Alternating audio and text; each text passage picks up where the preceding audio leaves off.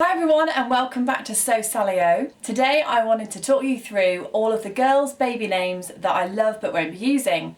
The other day I did the baby boys' names that I won't be using video, so today I thought it'd be fun to share with you all the girls' names that I don't need anymore. When I was pregnant I made such a huge list of all the girls' names I loved. I found it really easy to find girls' names that I liked. I just found that they were pretty and flowed nicely. And there was just so much to choose from, whereas boys' names I always found a bit harder. So let's get into it. There isn't 10 or 30 or anything. We'll just see how we get on, see how many we get through. I've got 2 children now and won't be having any more. Okay, so first of all is Jemima. I absolutely love this name. This is probably the name that I would have if I was to have another child and had a girl. I just think it's beautiful. I just think it goes really nicely with Felicity and Hugo. I think Hugo probably would have been Jemima maybe if he'd have been a girl. I just love it. I just think Jem or Mimi is cute for short. I just think it's really sweet. I think that in America it might not be as popular, but I think over here in England it's not that popular, but I think it's a really sweet name, and I think it would have gone nicely with Wilson. So yeah, Jemima is number 1, which I love but don't need. Okay, number 2 is Georgia. I absolutely love this name. George, Georgia, Georgina. I think it's beautiful. I think I quite like having girls' names that can be a bit edgier or a bit tougher. So I quite like the option of the girl being called George, but then Georgina is a bit sort of more formal and Georgia is kind of somewhere in between. But I just think it's a really lovely name. I don't think my husband was ever that keen on it. But yeah, I've always loved it, and any Georgina or Georgia I've ever met, I've always really liked. Okay, next is probably my husband's favourite, or was his favourite when we were having Hugo, had he been a girl, is Annabelle. I've always loved Annie. I'm not quite sure why, I love the film. But yeah, Annie, I love Anya, but my husband always loved Annabelle, whether it's ending in an E or just with the L at the end. It's a beautiful, beautiful name. I think it's really classic, and it could be for an adult. It also suits a little girl, and she could be Annie for short. I think it's really sweet and elegant. Yeah, it's just a sort of a really good all-rounder. I feel like it's really English. Another name that I absolutely adore is Verity. It does sound a bit like Felicity, so I don't think I could ever have had Felicity and Verity. It was a bit too much of a mouthful. But I love Verity. I don't know many. It's quite unusual, but it's just beautiful and sweet, and I can't remember the meaning of it. Yeah, I can't remember the meaning of it, but it's something lovely.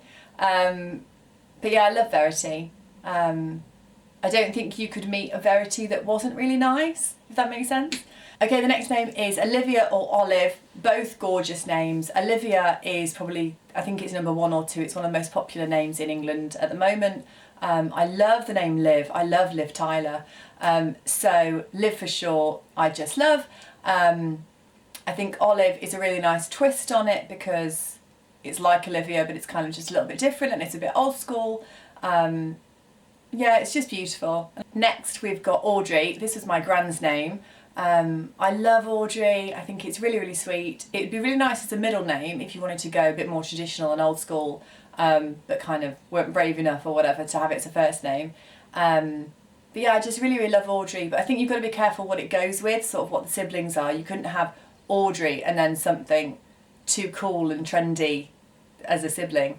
But yeah, I think Audrey is just so timeless. Next one is one of my aunties. It's Margo. I love this name. I feel like it's coming back recently. She would be in her 60s now, I guess. But I feel like there are quite a few new Margos and baby Margos.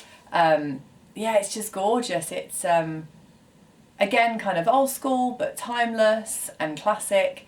But yeah, I'm not quite sure what that would be for short. Now these are a little bit more unusual. Cecily, I do really like that. I don't think I would ever actually have it, but I do love it. Husband hates it, but I love Cecily, and she could be CC, which would be really cute. Ottilie, again, my husband was like, what is that? But I really like Ottilie. I think that's just gorgeous. Tabitha, he thinks it sounds a bit like a cat. I guess like tabby cat, but I always really liked that. Francesca, I love that. Frankie, Cheska, there's loads you could do with that. I love Francesca. Freya, I feel like that's a really popular one though now, but absolutely timeless, beautiful name. Freya, it's just gorgeous. It just sort of rolls off the tongue and it's just a beautiful, ending in the Y-E. It's just a beautiful sounding name as well. Oh, and then one of my favourite names of all time, which I think when I was younger, when I was sort of a teenager, had I thought about having a daughter, I would have probably wanted to call her this, is Sophia, either with a PH or an F. I love Sophie as well, but that is really popular. But yes, Sophia is just gorgeous, and I don't think you can go wrong with Sophia. I think it's not necessarily playing it safe, but no one would not like Sophia, and again, it would sort of stand the test of time, and you could sort of almost do any job with the name Sophia. Don't know why, but I always sort of think of what would they do when they're older as a job, and try to kind of give them a name that they could do anything with in a way. So yeah, I think Sophia could kind of, you would find a Sophia in every walk of life, doing all kinds of jobs at any age, and it would just really suit them. So that's probably one of my top 4 favourite girls' names of all time. And then my sister's name, Rosie, I love this.